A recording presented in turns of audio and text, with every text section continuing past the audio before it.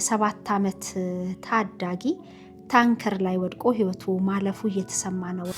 ከመኖሪያ ቤቶች የሚወጣውን የመጸዳጃ ቤት ፍሳሽ ማጠራቀሚያ ነው። እንግዲህ ይሄ ፍሳሽ ማጠራቀሚያ ክፍቱን ነበረ። ጥልቀቱ ወደ 4 ሜትር ገደማ የሚሆን ነው። ኳሱን አወጣለሁ ብሎ እዛው ህይወቱን ያጣበት። እንግዲህ አደጋ ጊዜ ሰራተኞቻችን ሲያገኟቸው ከመኝታ ክፍሉ ወጥተው ገላ መታጠቢያ ሻወር ቤት ውስጥ ነው ያገኛቸው።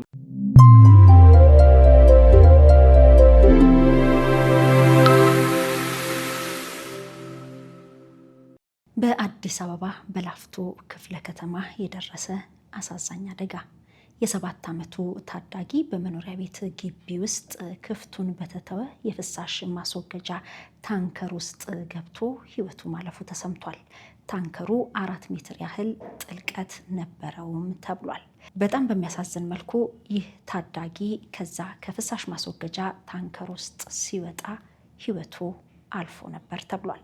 ይህንን በተመለከተና በሌሎችም ጉዳዮች አቶ ንጋቱ ማሞን አግኝተን በስልክ መረጃ ተቀብለናል። በተመሳሳይ በትላንትናው ዕለት ረፋድ 4 ሰዓት አካባቢ በደረሰ የመኪና አደጋ የ3 ዓመት ህፃንን ጨምሮ የ9 ሰዎች ህይወት ማለፉ ይታወሳል። 8 ሰዎችም ለከባድና ለቀላል የአካል ጉዳት ተዳርገዋል።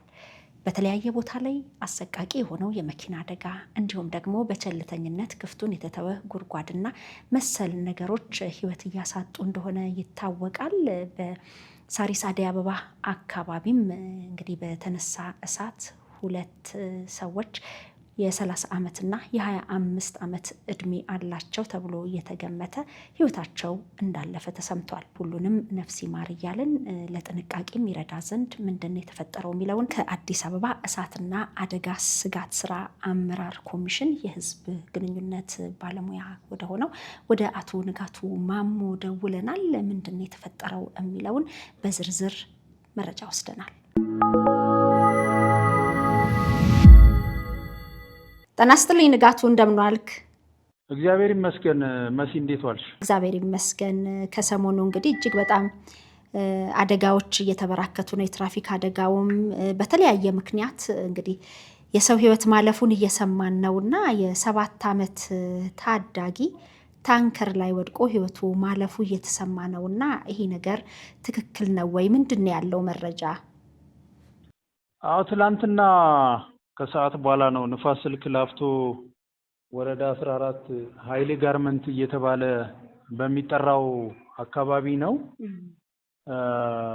ከመኖሪያ ቤቶች የሚወጣውን የመጸዳጃ ቤት ፍሳሽ ማጠራቀሚያ ነው። እንግዲህ ይሄ ፍሳሽ ማጠራቀሚያ ፍጹም ቸልተኝነት በሆነ ሁኔታ ክፍቱን ነበረ።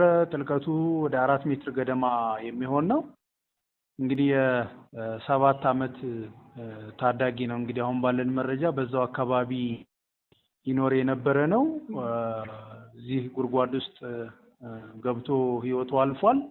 እንግዲህ የአደጋ ጊዜ ሰራተኞቻችን ቦታው ላይ ሲደርሱም አስቀድሞ ህይወቱ እንዳለፈ ነው የተነገረን እና ሲደርሱም ህይወቱ አልፏል። እንግዲህ በእኛ በኩል የተሰጠው አገልግሎት አስክሬን የማውጣት ስራ ነው። እንግዲህ በምን እንዴት እንደገባ ዝርዝር ጉዳይ መረጃ የለንም። ግን አጠቃላይ ከዚህ ከፍሳሽ ማስወገጃ ታንከሮች በተለይ በመኖሪያ ቤቶች ኮንዶሚኒየም አካባቢዎች ላይ የሚታዩ ቸልተኝነት አለ። በተለይ ፍሳሽ ማስወገጃ መስመሮቹን ክዳናቸውን የማንሳት እንደዚሁም ደግሞ ምንም አይነት ከለላ ያለማድረግ እና አስፈላጊውን የደህንነት መስፈርት ያለመጠበቅ ሁኔታ አለና በዚህ ምክንያት አደጋዎች ያጋጥማሉ። ከዚህ በፊትም ቂርቆስ ክፍለ ከተማ እንደዚሁ አደጋ አጋጥሟል። ሌላም አዲስ ከተማ ክፍለ ከተማ አዲሱ ሚካኤል አካባቢ እንደዚሁ በጋራ መኖሪያ ቤት ግቢ ውስጥ ነው። ግቢ ውስጥ ባለ የፍሳሽ ማስወገጃ መስመር ክፍቱን በተተወ አንድ የ9 ዓመት ታዳጊ እየተጫወቱ እያለ ነው ኳስ እዚህ የፍሳሽ ማስወገጃ መስመሩ ላይ ወይም ጉድጓዱ ላይ ወድቆ ኳሱን አወጣለሁ ብሎ እዛው ህይወቱን ያጣበት እና እንዲህ አይነት ነገር አልፎ አልፎ ይታያልና እንግዲህ የዚህም ታዳጊ ፍጹም ቸልተኝነት በሆነ ምክንያት ክዳኑን ክፍት በማድረጋቸው የአካባቢው ሰዎች የጋራ መኖሪያ ቤት አካባቢ ነው። ይሄ የጋራ መኖሪያ ቤት ሳይሆን ሌሎች የመኖሪያ መንደሮች ናቸው። ግን ከአካባቢው ከመኖሪያ መንደሩ የሚወጣውን የፍሳሽ ማጠራቀሚያ ታንከር ነው እንግዲህ ክፍት ነው። በቃ ማንም ሰው በእንቅስቃሴ ውስጥ ያለ ሰው ሊገባ የሚችልበት ነውና ይሄ ልጅ በሚያሳዝን ሁኔታ እንግዲህ ህይወቱን አልፏል። እንግዲህ በዚህ አጋጣሚ የምንለው በተለይ በጋራ መኖሪያ ቤቶች የጋራ ፍሳሽ ማስወገጃ ታንከሮች አሉን። እነዚህን ታንከሮች ክዳናቸውን በጥብቅ ሁኔታ እንደውም መተኮስና በሲሚንቶና በመሳሰሉት ነገር ማሸግ ሞልቶ የፍሳሽ ማስወገጃውን እንግዲህ በሚመጠጥ ጊዜ ያን ጊዜ መንቀል ብቻ ነው የሚሆነው። ከዛ ውጪ ምንም አይነት አገልግሎት ስለማይሰጥ ማለት ነው። በዚህ ደረጃ ነው ጥንቃቄ ማድረግ። ሲሆን ደግሞ ታዳጊዎች፣ ህጻናት እዛ አካባቢ ላይ ሊጫወቱ ይችላሉ። ከአደጋም ውጪ ለጤናም ጥሩ ስለማይሆን እዛ አካባቢ ላይ መከለል ያስፈልጋል እና የሚለው መልእክት ለማስተላለፍ ነው። መስዬ መልካም ነው። እንግዲህ እጅግ በጣም ነው የሚያሳዝነው የ7 ዓመት ታዳጊ በዚህ ሁኔታ ህይወቱ ማለፉ እጅግ በጣም ያሳዝናል። ትላንት ረፋድ 4 ሰዓት አካባቢ ደግሞ ሳሪስ አካባቢ በተነሳ እሳት እንግዲህ በጭሱ ታፍነው 2 ሰዎች ህይወታቸው ማለፉም እየተነገረ ነበርና እንደው ማንነታቸውም አልተለየም ወይም ደግሞ ማንነታቸውን የሚገልጽ መታወቂያም ሆነ ምንም ነገር አልነበራቸውም ሲባልም ነበር። ይሄ መረጃ እናንተ ጋር ደርሷል? እሁድ ለታ ነው፣ እሁድ ሌሊት ነው 9 ሰዓት ከ05 ደቂቃ ላይ ነው።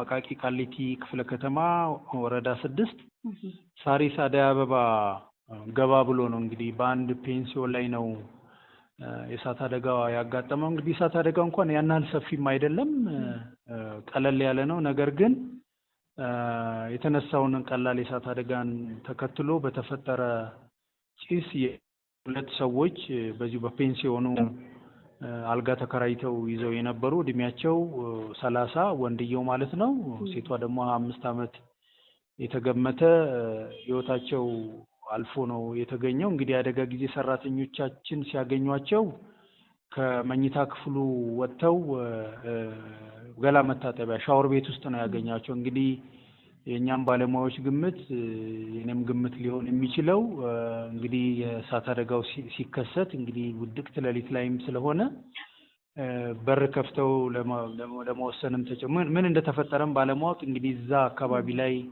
ራሳቸውን ለማዳን ጥረት ሲያደርጉ ይመስለኛል እና በዛ ምክንያት የአደጋ ጊዜ ሰራተኞቻችን ሲደርሱ ያው ህይወታቸው አጥተዋል። ሌሎች 6 ሰዎች ደግሞ የተፈጠረውንም ነገር ባለመረዳት በዛው በእንቅልፍ ላይ የነበሩ 6 ሰዎችን የአደጋ ጊዜ ሰራተኞቻችን ከክፍሏቸው አውጥተዋቸዋል። በጤና ነው ያወጣቸው? ያው ምንም ችግር ሳይገጥማቸው ወጥተዋል። የተወሰነ የመተንፈስ ችግር አጋጥሟቸው ነበር። በዛው በአምቡላንስ ውስጥ ሕክምና የተደረገላቸው ናቸው። የግለሰቦቹን አድራሻ በተመለከተ የኛ ባለሙያዎች መረጃ አላገኙም። ያው ፖሊስ ግን ያው ዞሮ ሊያገኝ የሚችል ሁኔታ አለ። እኛ ለጊዜው እንግዲህ ብዙ ጊዜ መረጃ ከፖሊስ ጋር ነው እንትን የምንለው። አጋጣሚ አደጋ ቦታ ስንደርስ ስም እንደዚህ የመሳሰሉ ነገሮች እንይዛለን። መታወቂያ አግኝተን ለጊዜው አላገኙም። ያው ዞሮ አልጋ ሲይዙ ምናልባት ሊሆን የሚችለው መታወቂያ እዛ ሪሰፕሽን ውስጥ ምናምን አስቀምጠው ሊሆን ይችላል። እንደዛ ነው የኛ ግምት። ያው እሱን ደግሞ ፖሊስ ከዛ በኋላ ሊያገኝ የሚችልበት ሁኔታ አለ። ምክንያቱም አልጋ ሲያዝ መታወቂያ ይይዛሉ። እንደዛ ነውና ሪሰፕሽን አካባቢ ቼክ አላደረጉም። ይሄ ነው ያለው ነገር። እንግዲህ እዛ አካባቢ ላይ ሳሪስ ሰፊ መዝናናት እንቅስቃሴ የሚካሄድበት አካባቢ ነው። እንግዲህ ሌሊቱንም ጭምር የመዝናናት እንቅስቃሴዎች የሚካሄዱበት እና ደግሞ እዚህ አልጋ እና የመሳሰሉት ሁኔታዎች በስፋት ያሉበት ቦታ ነው። እንግዲህ ይህንን ተከትሎ መኖሪያ ቤቶች ሁሉ ወደ አልጋ ቤቶች አካባቢው ላይ መኖሪያ ቤቶች የነበሩበት ነው። አሁን ግን ሙሉ በሙሉ በሚባል ደረጃ እና ደግሞ አብዛኛው መኖሪያ የነበሩ ቤቶች እየተሸነሸኑ ለአልጋ ክራይ የሚያገለግሉ ናቸው። ይሄኛውም ቤት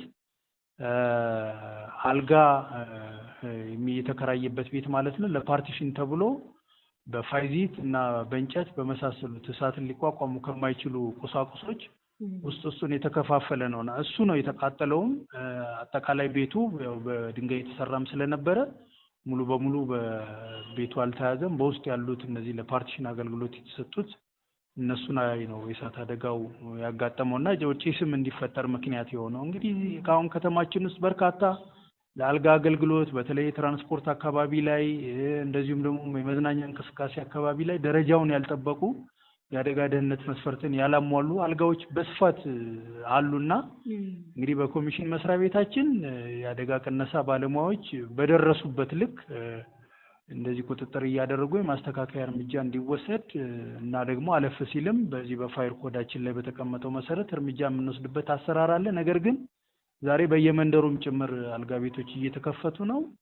እኛ በቻልነው ልክ አሁንም በቁጥጥር ደርሰን ማስተካከያ እርምጃዎች እንዲደረጉ እናደርጋለን። በዚሁ አጋጣሚ የምንለው ግን ፔንሲዮን የሚያከራዩ እና ደግሞ ሆቴልም አገልግሎት የሚሰጡ የመጀመሪያው ጉዳይ የደንበኞቻቸውን ደህንነት መጠበቅ ትልቁ ኃላፊነት አለባቸው። በሌላ በኩል ደግሞ ተገልጋዮችም ደንበኞችም በተረዱትና ባወቁት መጠን ምንድነው አልጋ ቤቱ የአደጋ ጊዜ መውጫ አለው ወይ? አንዳንድ አልጋ ቤቶች ወይም ፔንሲዮኖች እዛው ኪችኑም ምኑም ምግብ ማብሰያውም እዛው አካባቢ ሆኖ ሁሉንም አገልግሎት የሚሰጡ አሉና በዚህ ረገድ እንግዲህ ጥንቃቄ ያስፈልጋል። እንግዲህ የዚህኛው አደጋ ምክንያት ፖሊስ የሚያጣራው እንደተጠበቀው ነው። በመናርፍበት ሰዓት በተለይ ዋናው ጉዳይ የሴፍቲ ጉዳይ መሆን አለበትና በተለይ የሆቴል ባለቤቶች የፔንሲዮን ባለቤቶች ትልቁ ኃላፊነት እነሱ ላይ ይወድቃል።